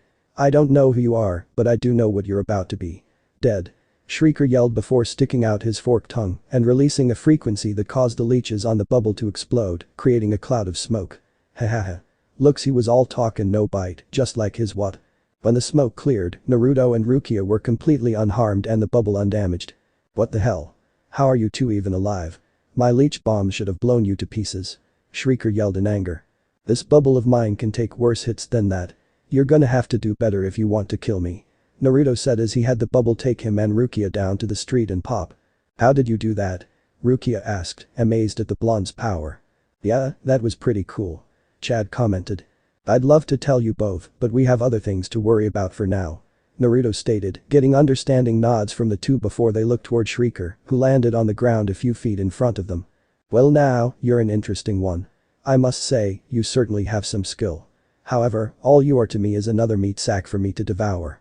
Just who are you anyway? Shrieker asked, making Naruto chuckle. Naruto Uzumaki, Rikido Senin. And I'm sorry to disappoint you, but I'm not going to be devoured, not by the likes of you pal. Naruto stated, making Shrieker glare at him. Rikido Senin huh? Oh yes, I've heard of you from an acquaintance of mine. Shrieker stated, making Naruto narrow his eyes at him. Acquaintance? I don't know who he's talking about, but if they're from Hueco Mundo, they can't be good. Naruto thought in suspicion. I don't give a damn who you are. It doesn't matter when you're dead. Shrieker yelled, multiple frog creatures appearing over Naruto's head and spitting leeches at the blonde. Naruto watch out. Rukia yelled. Naruto turned to see the leeches all land on or near him, much to his fear. Damn. Naruto yelled. Ah, now I got you. Shrieker yelled, releasing another frequency from his tongue, causing every leech to explode. Naruto. Chad and Rukia yelled in unison. When the dust cleared, Naruto was on the ground face down with wounds all over him. Haha. Well, that was easy. Oh well, just when you thought wah? Shrieker questioned, looking at the spot Naruto was, only to see him gone. What? Where'd he go? I know he was just there. Whistle up here. A familiar voice said, getting them all to look up on a telephone pole and see Naruto sitting there unharmed and smiling. What the hell? How are you there? I saw you get blown up. Shrieker yelled in confusion. You think I'd be dumb enough to just take an attack like that one without moving? Think again. I made a shadow clone of myself to both get Rukia out of harm's way and take your attack for me. Which it was a good thing that I did, because now I know how your leeches work. Naruto said before jumping and landing on the ground in front of Chad and Rukia with his back to Shrieker. You have your little pets hide and wait for the opportunity to strike. Then, once your leeches latch onto your opponent, you release a sonic frequency with your tongue to make your leeches blow up. I must say, very clever. Oh, so you know what I can do. I'll admit, you're smarter than you look, but it won't change a thing. I'm still gonna kill you and your friends. Shrieker stated, making Naruto turn to him. Chad and Rukia, having enough of the Hollow's mouth, stepped forward and stood next to Naruto. Not so fast, I have someone here you might want to see. Shrieker said, revealing Itachi with 3 of his pets on the cage, much to the three's shock. The Cacadial. So that's where the Hollow was before. Grabbing the Cacadial as a hostage. Rukia said in realization while Naruto glared at the Hollow. I'm so sorry mister. I was trying to call for you. Itachi said in sadness. That's okay. Chad said in forgiveness. And with 3 leech bombs on the birdcage, all 3 of you will do what I say. Because if they explode, there won't be enough of your little friend left to spread on a cracker. Shrieker stated, much to the group's anger. You coward. Naruto said with venom in his voice, knowing that he can't get to Itachi in time before he was blown up. Now let's play a new game. Musclehead stays put while I play tag with the Shinigami and Sage. Shrieker stated. Rukia was about to retort until Naruto spoke. Fine, we'll play your game. I just hope you can keep up. Naruto stated, much to Rukia's surprise and anger. What are you doing? We should. Rukia began, only for Naruto to pick her up and place her over his shoulder. What do you think you're doing, damn it? Just do as he says, Chad. He'll blow up Itachi if we don't. At least the chase will get him away from here, so you'll be safe. Naruto said, ignoring the struggling Rukia. But what about you two? Chad asked in concern. Trust me Chad, we'll be just fine. I've got it under control. Naruto answered with smile. Good luck. Chad encouraged, getting a nod from the blonde. Thanks. Naruto said before slapping Rukia's butt, shutting her up. Let's go Rukia. Naruto, with a blushing Rukia on his shoulder, turned and began running down the street with Shrieker and his pets, following closely behind as they could. Haha, I'm going to enjoy every second of this. Shrieker commented, running past Chad, who watched them all go. With Naruto and Rukia. While Naruto ran, Rukia noticed that they'd left Shrieker behind at a fair distance. So now, she decided to speak. Do you mind explaining what you did back there? Rukia asked in an irritated tone while Naruto continued to run. Simple, I bought us some time. I sense that Ichigo is close by, so I'm running to where he is and leading Bat Brain to him. As much as I wanted to kill him on the spot, I couldn't without him killing Itachi. So, while we keep him busy, we're also getting him a safe distance away from his pets back there. Naruto explained, making Rukia realize what he was doing. I get it now. Since he uses the frequency his tongue makes to detonate his leeches, he won't be able to do so if he's a far enough distance away. Which in turn will give Chad the opportunity to save the bird without trouble. Rukia said, amazed at the blonde's plan. Exactly. And once Ichigo shows up, we'll be able to corner the Hollow and take him down. Naruto stated. That's genius. However, that wasn't what I meant. I meant what was with you slapping my ass like that, you pervert. Rukia yelled with a tick mark on her head. Oh that? I just think you have a very slappable ass. Naruto answered, making Rukia blush. Before Rukia could comment on what he said, 2 of Shrieker's pets ran up on them from both sides and spat leeches at them. At this, Naruto jumped over the streams of explosives and landed on a nearby wall. However, another frog creature appeared and spat leeches at them, forcing Naruto to throw Rukia off and draw his Zanpakuto. He sliced through most of the leeches, but some had landed on him. Shrieker then came up behind them with his tongue out. This might sting a little. Shrieker commented, releasing his sonic frequency. The leeches quickly blew up, drawing blood from the blonde. Oh no Naruto. Rukia yelled, helping him up off the ground. Hahaha. Shrieker laughed at Naruto's pain. Damn, I hate when stuff like that happens. Oh well, it was worth getting Rukia out the way in time. If she had taken that blast, she wouldn't have been as fortunate as me. Naruto thought, holding his bleeding shoulder. My, don't you look tasty. All covered in your own blood. I think red suits you, Sage. Let's see some more of it. Shrieker yelled, throwing one of his pets at them. Naruto and Rukia quickly dodged it, the creature exploding into goop and leeches. They began running once more, Shrieker hot on their tail. Faster. Faster. Faster. Haha. Shrieker exclaimed as he chased them, throwing his pets at them the whole time. Run little rabbits run. How long before you get tired and get blown up? Haha. Of course, you could turn around and actually fight me. At this, Naruto and Rukia both stopped in front of the river, confusing the hollow. Done already? Shrieker questioned. How boring. I didn't think you would give up so easily. Come on, run some more. It's not every day I get to chase Shinigami or other interesting beings, I was having fun. We haven't given up. Naruto began. Shrieker questioned. There's just no need for us to run from you anymore. Rukia finished. What are you two blabbering about? Shrieker asked. You challenged us to fight you, didn't you? Or was that just an idiotic bluff? Naruto asked, both of them turning to Shrieker. Either way, you're about to die. But first, 3, 2, 1. Hold on. A new voice growled out. Before Shrieker could react, someone appeared behind him and stomped his head into the ground. Standing over the hollow with a foot on his head was none other than Ichigo. Perfect timing, Ichigo. Rukia complimented. Yep, and with a cool entrance too. Nice work. Naruto complimented, making Ichigo's eye twitch. You act like you planned it this way, Naruto. Ichigo yelled, making said blonde turn his head and whistle innocently before he turned to Rukia. And I thought you promised me you weren't gonna screw this thing all up. Well now, if I didn't know any better, I'd say you actually care about what happens to me. Rukia commented. I guess I do. Ichigo admitted. How touching.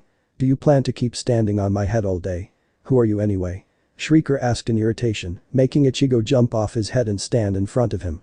Ichigo Kurosaki. Age 15. Substitute Shinigami. And if you really want to play some serious tag, I think it's me you ought to chase. Ichigo stated before Naruto stepped up. Hold it, Ichigo. We'll take him together. Naruto stated, making Ichigo worry. But you're hurt.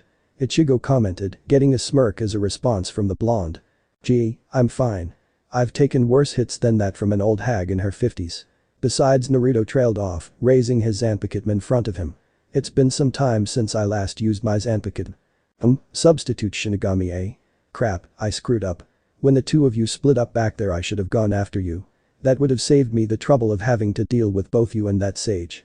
Shrieker yelled, multiple leech bombs appearing around them and spitting leeches, with Shrieker releasing his frequency. Ichigo. Rukia yelled, running and slamming her Shinigami glove into Ichigo's chest, freeing his Shinigami form.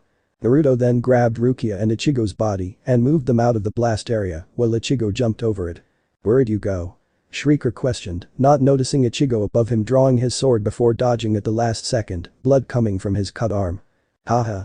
You're too slow, but I can tell your soul is gonna be tasty. Shrieker said, his pets appearing at his side. Say hello to my little friends. Now I got it. You use these leech bombs to tie up Chad, then attack Naruto and Rukia. What a coward. Time to pay. Ichigo said in anger. I couldn't agree with you more, Ichigo. Naruto stated, standing at said person's side. The only price I'm gonna pay is indigestion after I eat 2 more Shinigami and you blondie. Shrieker stated. Just then, Chad with a saved Akechi showed up and saw Ichigo's body on the ground with Rukia standing over him. Looking on the other side of the river, he saw Naruto moving around and slashing at something. Ichigo? Ichigo, what's wrong? Chad asked in concern, getting Rukia's attention. There you are. Don't worry about him, just get out of here with that Kakadil. Take it somewhere safe. Rukia ordered. What's going on? What's with Ichigo and why is Naruto looking like he's attacking something? Chad asked. Don't worry about them. Ichigo is fine and he's with Naruto. They're fighting to protect us all. Rukia answered, watching the battle that Chad couldn't see. With Naruto and Ichigo. The two are seen having to dodge explosion after explosion from the leech bombs. They then run through the approaching creatures and cut through them. Haha. Pretty good moves, but aren't you forgetting something?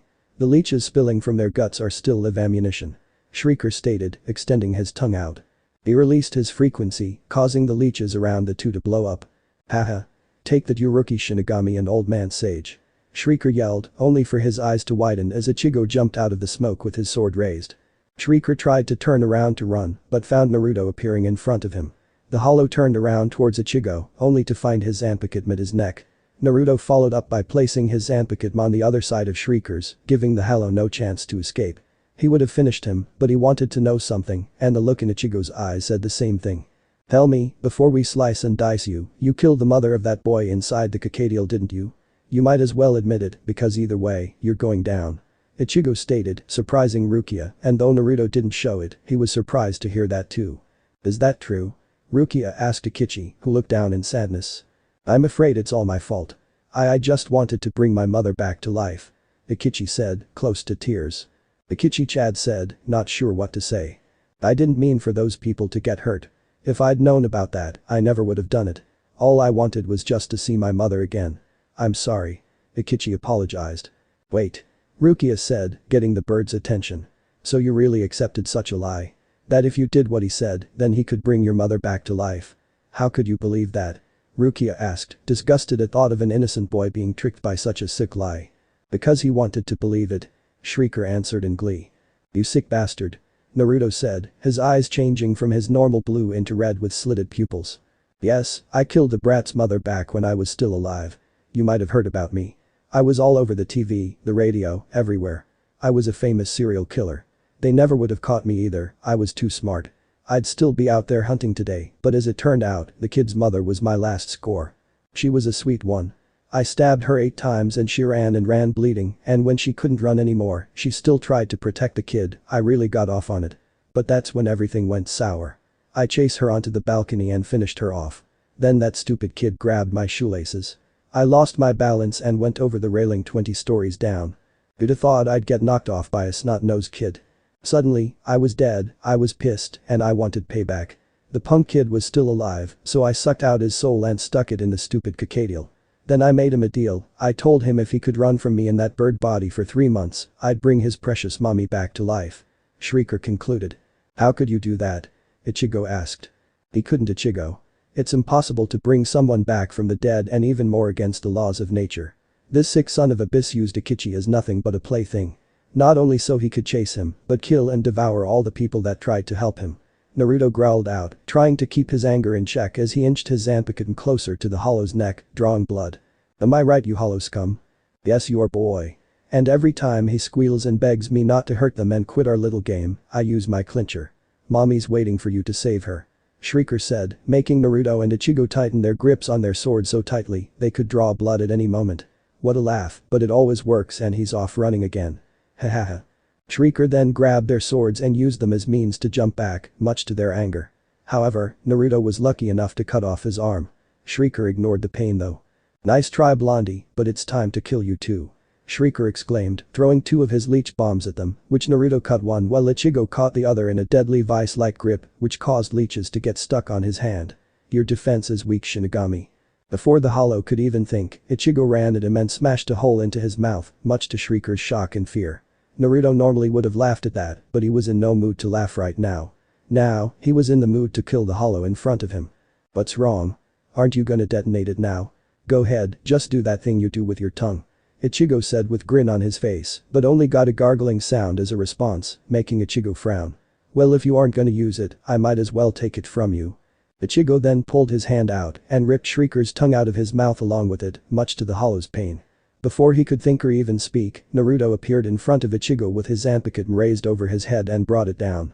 This in turn cut through Shrieker's body like he was made of paper. However, instead of turning into Reishi, a green beam of energy shot out of him and a large set of doors with skeletons on them appeared behind him, much to Ichigo's shock. Whoa, what are those? Ichigo asked, never seeing such a thing before in his life. The gates of the underworld, or what people know as hell, but only he is going to see what they look like on the other side. As Zanpakuto can only wash away the sins of a person that has become a hollow, but not the sins of a person in life. Naruto answered, very much used to seeing the doors more than once. As Shrieker is yelling in unimaginable agony, a giant hand with a dagger came out and skewered him before bringing him inside. The gates then closed and shattered, as if they'd never even been there. Ichigo was silent for a moment before finally speaking. So that's the underworld. Ichigo commented, hoping to never have to see that place for himself. Later, Naruto, Ichigo, and Chad watch as Rukia tries to help Itachi, but can't. What's wrong? Ichigo asked. I'm afraid there's nothing I can do. His chain of fate has been severed, there's no sign of it. Without it, there's no way I can return him to his body. Rukia said sadly. Oh no. Itachi said, saddened at the knowledge. Naruto would have said something, but even he couldn't bring the dead back to life, and even if he could he wouldn't. He respected people and wanted them to rest in peace after their lives were over. That was the reason he never brought his friends and loved ones back to life, because it wouldn't be fair to them. They deserve to rest in peace after what they've gone through in life. He saw that Chad didn't know what to say either, which must have hurt since he was the only one nice to Itachi. He then turned back to Rukia, who was speaking to said bird. Don't be sad. The Soul Society is a wonderful place that's very peaceful. You'll be happy there. You'll never be hungry and you'll never grow old. In fact, it's a much better place to live than this world. Rukia said, trying to cheer him up. Naruto couldn't help but facepalm at what she said. Sigh Rukia, I know you're trying to be helpful, but Itachi doesn't care about that stuff. What he wants is to be with his mother again. So now you're suddenly an expert on life in this world. Ichigo commented dryly, leaning over her shoulder. Wah? Rukia questioned in confusion. Anyway, you're missing the point here. When you finally pass over, you'll finally be reunited with your mother. Ichigo said, cheering Itachi up. Ichigo's right Itachi. Maybe we can't bring your mother back to life, but she is on the other side waiting for you. And this time, it's really true. Naruto said, giving Itachi a friendly smile that spoke the truth. Ichigo Naruto Rukia whispered in awe of their words. Itachi then turned toward Chad, giving him a smile. Mr. Sato, thank you for everything you did for me. You carried me everywhere in your arms and kept me safe, and you were even brave enough to face a terrible monster and protect me from it. Itachi said, very thankful to the gentle giant. Don't even mention it. Chad stated, happy to have helped. I guess it's time for me to go now. I don't know what else to say except thank you, all of you. Itachi said, his spirit appearing behind his caged form. Itachi. Chad said, getting his attention and giving him a smile. Someday, when I die and pass over too, would it be okay with you if sometimes I carried you around again? Itachi smiled before nodding in agreement. Naruto, Ichigo, and Rukia smiled at the two's interaction. Well then, if you're ready, let's begin the Kanzam. Ichigo said, unsheathing his sword. He kneeled down and tapped Itachi on the forehead with the hilt of his Zanpakuto, thus releasing his spirit. Itachi gave them all a smile before turning into a hell butterfly, which flew off for the Soul Society. Back at Ichigo's house, Karen is seen sleeping with a happy and relaxed smile on her face, somehow feeling that Itachi was finally able to pass over and rest in peace. The end. So how was this part? I hope you like it. And if you like it, share this part with your friends and like the video too. And don't forget to subscribe our channel for daily awesome fanfiction. Okay, it's time for me to go. Bye bye.